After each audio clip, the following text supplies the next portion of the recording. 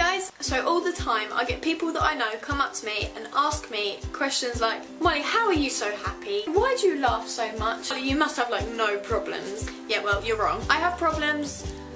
Okay, that sounds weird.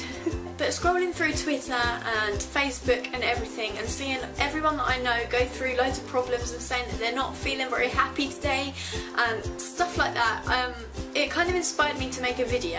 And so today I'm just going to give you 7 tips on how to ease your problems. I just hate seeing people upset, and if none of you listen to this, but there's like a couple of people that actually do listen and it makes any difference in your life whatsoever, then this video works and it did what I wanted it to do.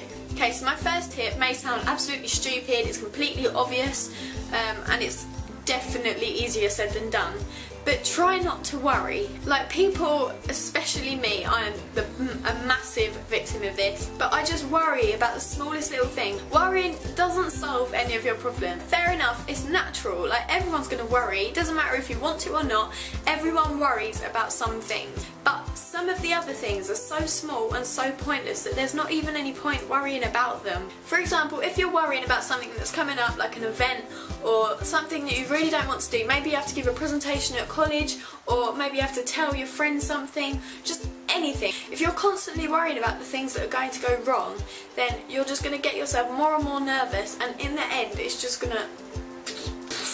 In the end, you're just not going to want to do it anymore, and then it'll be a completely pointless week of stressing out over nothing. The worst time of the day for worrying, for everyone, it doesn't matter if you say it is or it's not, it always is, when you get into bed and you just start to worry about everything that's happened in your day. My advice to you on that one, I guess, would be when you go to bed, like half an hour before, read a book or watch a film, listen to music, or maybe even fall asleep listening to an audio book or listening to music. That way it distracts your thoughts and you don't go to sleep thinking about all the things that are going to go wrong, and hopefully in the morning, if it works, you wake up in a better mood than you did, hopefully if it works, the next morning you'll wake up in a better mood than you were when you went to sleep.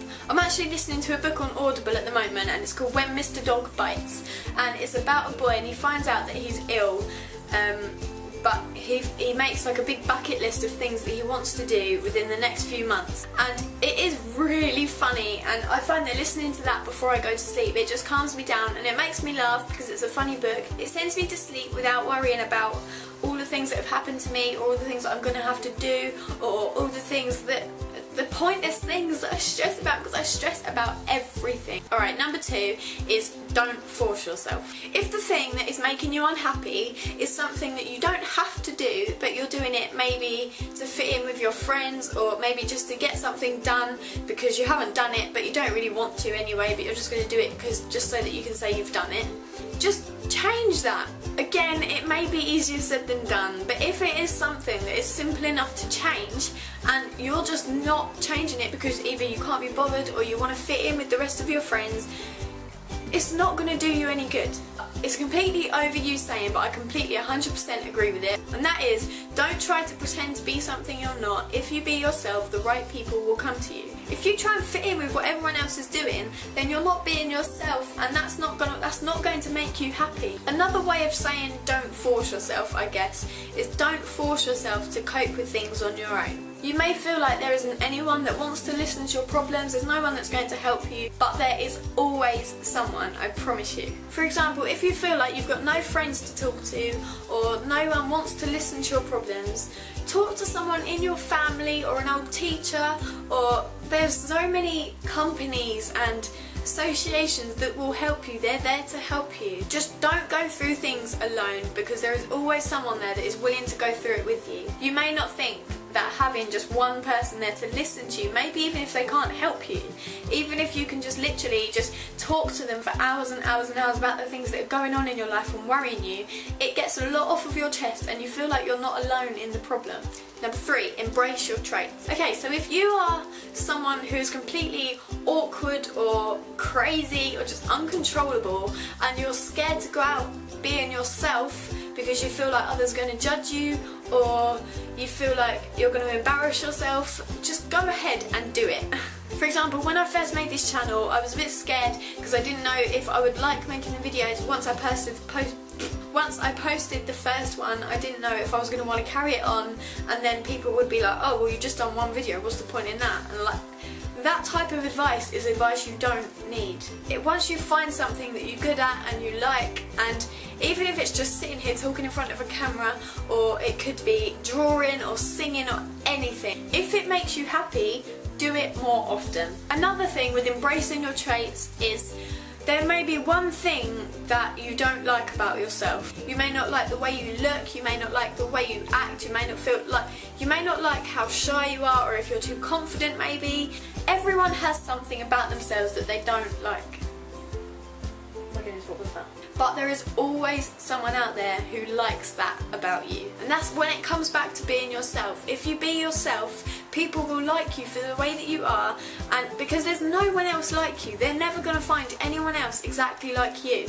So the right people will come to you if you just be yourself. I can't emphasise that more. Number 4, don't worry about things that have happened in the past. I'm a really strong believer of everything happens for a reason, because everything that happens seems to come with a result, and there is always something good that comes with the result. There's no way of changing the past, so you just have to live with it.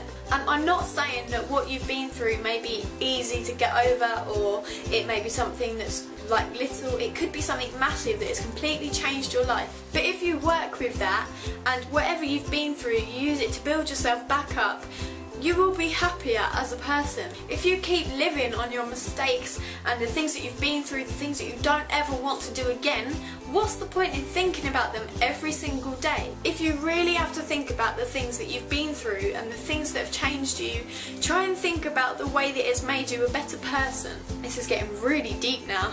Number 5 is make sure you choose the right people. What I find helps a lot is I tell my best friends everything that happens to me. Even if it's nothing bad, even if it's not a problem, if it's just something that you did at work that was quite funny, or maybe how boring your day's been. But if they know what's going on with you, then they can help you with whatever's going on because they've been with you every step of the way. I find this helps so much because I feel like they're always there for me, even when I don't know what to do. They're already in the know and they know what's going on, and they can help me straight away, and I don't have to worry about explaining everything to them or feeling bad about something or anything, because they know everything that's gone on and they know what I'm like. Number 6 is something you will have heard before. It's don't look down on people unless you're helping them up. Okay, I guess what I'm trying to say is don't put anyone else down for your own problems. If it's someone who hasn't helped you at all in your life, or it wouldn't be better if they were there or not, it's never ever good to put them down as well for what you've been through. If you've got someone that is always just purely out there just to hurt you or to put you down and give you negative comments, all you need to do is use those comments as building blocks, I guess. Like if there's someone out there and you have a dream to yourself, maybe you want to write a book, maybe you want to buy a shop or anything, there's always going to be someone that doesn't agree with you. But whatever they say, you can use it as building blocks and basically chuck it back in their face when you get that thing done.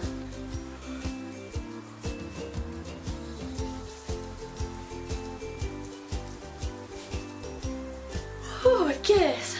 You being happy is the last thing that your enemies want to see. You don't try and please the people that don't want to please you, because that doesn't get you anywhere. If you're happy, then that's the only thing that matters, because then everything in your life you will view more positively, rather than having to please someone else because you don't want their negative comments. Number 7, it's important to have something that you enjoy that you can do when you're upset or in your spare time, because if you're bored at home, then that's the time that you're going to start thinking about things and your head is just going to go.